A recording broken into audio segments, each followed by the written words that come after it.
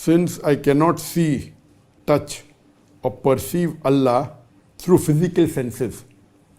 This is a question from Masoom Akhtar. Since I cannot see, touch or perceive Allah through physical senses, I do not believe in Allah. According to the belief that only what can be perceived through the senses is credible. Prove it wrong. The brother said, because I cannot perceive Allah through the senses, I don't believe in Allah. I cannot touch, I cannot see, so I cannot. Brother, there are many things you don't see and yet you believe. Can you see air? No, but yet you believe. Okay, you can feel it, but you cannot see it. There are many things that you cannot feel, but yet you believe. Many things it is not perceived by your senses, but yet you believe. What we read in your books in school talking about embryology, have you seen it? No. Have you felt it? No. It's only reading. Then you use your brain. What do? You use the grey matter God has given you, and then you analyze whether it's true or wrong, whether it's true or false. You cannot. Like what you read about embryology. You have not gone in the womb. You have not seen a microscope. But you use your senses, your God-given computer, your brain, and then you say, this embryology, I cannot go and see in the microscope. I have not seen. I'm doing my medical study, but I believe in it. Correct? So there are certain things that is called as, don't talk about five senses, something like the grey matter God has given you. Correct?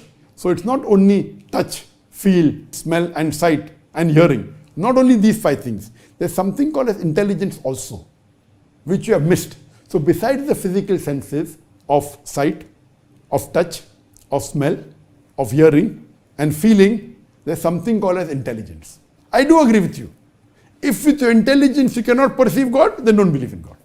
Correct? But you forgot besides the five physical senses, there's something like intelligence. So here, if you hear my talk on is the Quran God's word, I have given examples that yes, you cannot see God, because that is the quality of Allah subhanahu wa ta'ala.